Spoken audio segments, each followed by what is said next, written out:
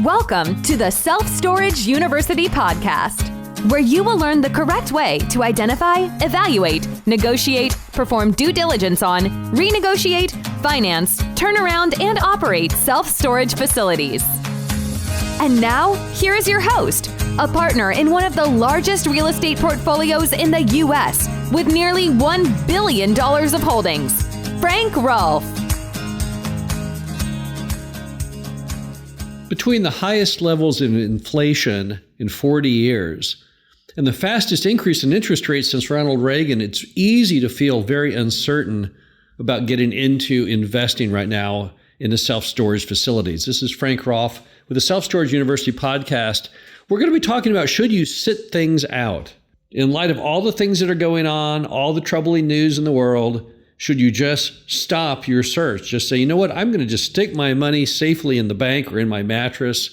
Is that the better course of action? Well, here are some thoughts to consider. The first one is you only live once, and there are no do-overs in life. Most of us lost 2 years of our life thanks to COVID. Businesses closed, schools closed, we all put masks on, we couldn't leave our house for months at a time, and we never get that time back. If you ask people, so when's the last time you did this or that? What do they always tell you? Oh yeah, well back in 2019, what happened to the years of 20, 21, even some of 22? Well, they're vanished. We don't get those back. And that's a lot of time to lose. 2 years is a lot of time. That's half of the time you spend in college. Just gone, just erased.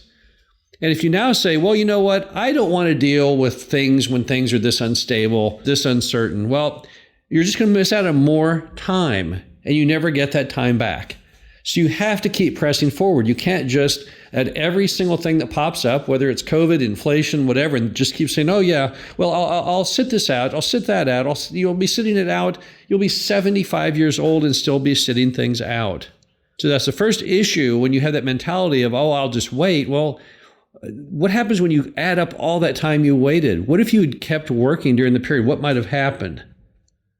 And if you're going to move forward, here are some things you got to get out of your storage deal today that makes it worthwhile to start. So let's get energized on good, positive things you can do. Number one, just look for really, really good deals. Deals that have a really good spread still between the cap rate and the interest rate. I know interest rates have gone up a lot. Find deals that have even higher cap rates that still make it so it's not a big deal. If you were trying to buy a storage facility at a 3-point spread and the interest rates were 5% before and you could buy it at an 8 cap, and now that they're 6.5 and that's going to be a 9.5 cap, there are still deals out there to be found at the 9.5 cap. There's not as many. It's not as easy. You're going to find a lot of sellers are going to say, wait, I wish it was back like it was, a year ago, but it's not. But many will start accepting that reality. And find deals that you can buy not only at a low price with a good return, but still have plenty of room for improvement through either raising rents or filling vacant units or cutting cost. Those deals are still out there. Just keep focusing on those. Also, only go after deals that offer sensible debt. And what is sensible debt right now? It's low-risk debt. It's debt that is typically going to be 5 years or longer in term before it comes up for renewal. Non-recourse would be preferable if you could get that. But don't do anything crazy right now regarding debt. Debt is very toxic. When times become very uncertain, what happens? Lenders become very unreliable. As a result, you don't know for a fact that you can get a renewal of your loan when it comes due. Particularly since we're going into probably a major recession next year. And yes, we will then start seeing interest rates decline. But before they decline, there'll be huge pain and suffering in the debt market. And you don't want to have a loan that you have to obtain when all the banks aren't making loans. So make sure that you only get into deals where you've got the debt covered. Now, debt is still out there right now. Despite the fact of all this instability, you can still get loans. Banks, from sellers, conduit lenders, they're still making loans. But make sure you only latch onto the really good products. Don't get involved in a hard money lending deal where you have to replace them in a couple years, or a seller deal where they'll only give you a 3-year term. You got to get at least 5 years or more. You got to get it where it's sensible. And don't do any crazy, dangerous, heavy turnaround projects right now. You're just asking for trouble. It's okay to buy things that are not finely tuned, but at least they're running and they're producing money. This is a very dangerous time to be venturing into something that's a massive turnaround project. It's very unstable. You don't want to have an unstable project that you're trying to operate in unstable times. It just rarely works. And stick with more quality markets, because when things get bad, banks typically gravitate to what they call the flight of quality or the flight to quality. And what that means is that remember that banks are not risk takers. When you get a loan at a bank, what's a bank have to look forward to? Just its return of principal and interest. That's it. They don't have any carried interest in your project. It doesn't matter if your thing goes up 10% or 100% or 1,000%. They don't share in that. They're not partners. No. All they get is their money back plus the stated amount of interest. That's it. So when times get weird, what do?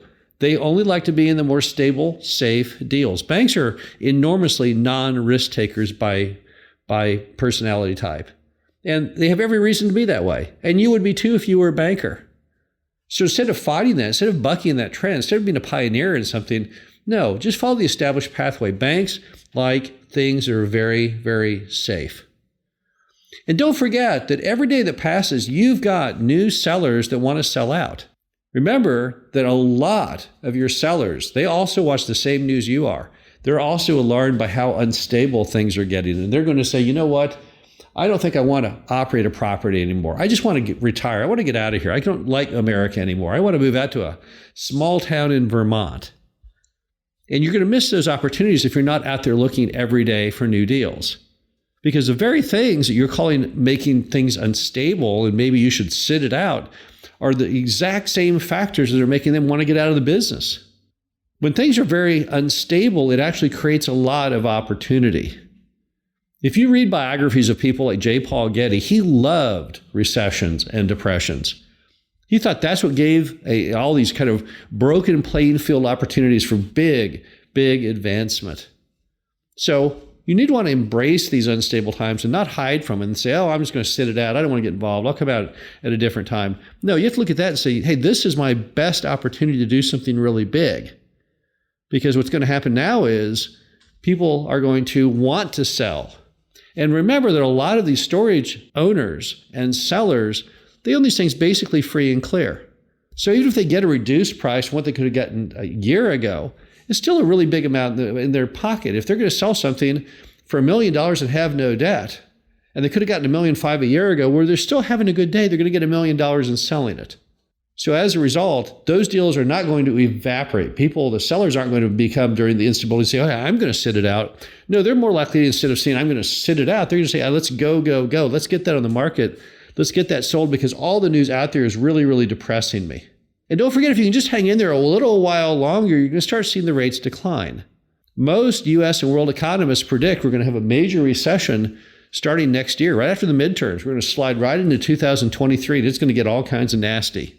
And when it does, what does Jerome Powell at the Fed have as a tool to fix things? He's only got one tool. That's it.